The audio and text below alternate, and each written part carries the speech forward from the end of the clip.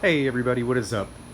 It's Robbie, and I just wanted to make a quick video while my front bumper is off getting repainted, because somebody hit me. So, the video today is going to be about how to make the CX Racing front mount intercooler fit a little bit better on your Gen 2 Speed 3.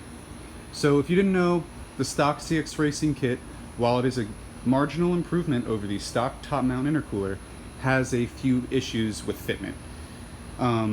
You are supposed to trim some things on the body, but I didn't have the tools for that, so this is how you do it without having to do that.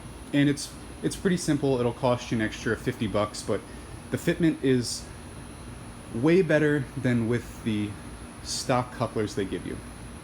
So let's get it started off. The first thing I did was I bought a longer right angle coupler to make some more space. Now, that's the main thing I noticed with this kit, is that there was a very small margin of error, and if you're somebody like me who isn't super mechanically inclined or has a drill or all that, you're really going to appreciate this. So the right angle pushed this right degree, what do you want to call it, this piece of piping back. So you can see before it was rubbing right here where I had the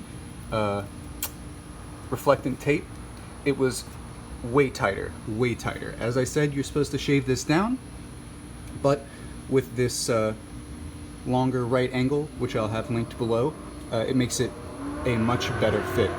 The second thing I did was I replaced the, oh, there's a Mustang going by.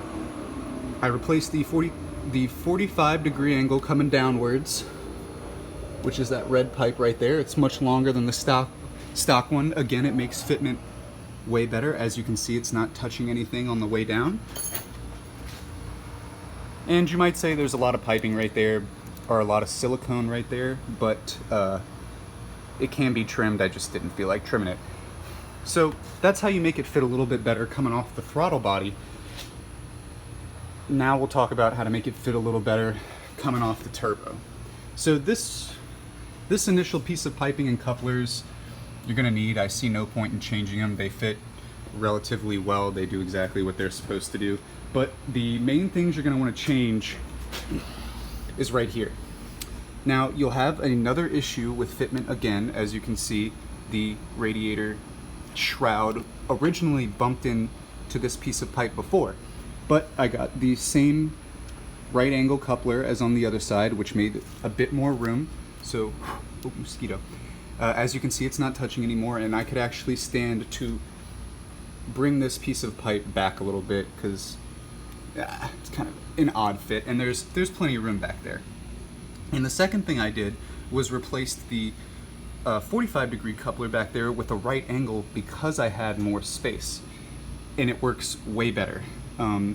This pipe got a little closer, so instead of needing the 45-degree angle, you can just reuse a 90-degree one for a pretty good fit, I would say. And then, pro tip, you are going to want to reuse at least one coupler. You can cut it apart and use it as shield for your AC lines, because trust me, this pipe is way stronger than your AC lines, as I've learned once before. So you're gonna want to do this, or you're going to not have AC. But that's pretty much it. The main issue with this kit, again, was the fitment. But with these few improvements, you're going to make it fit way better. It's going to be way easier to take apart and fit back on.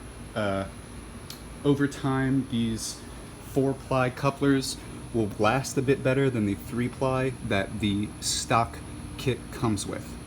So, yeah, so I guess you can call this the CX Racing kit customized by Robbie, but makes it fit a little better, makes it easier to install. You don't need a saw.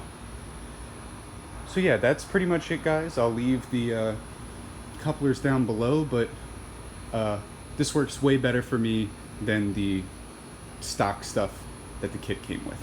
So anyway, guys, that's it. If you have any questions, please feel free to comment. But yeah, y'all have a good one.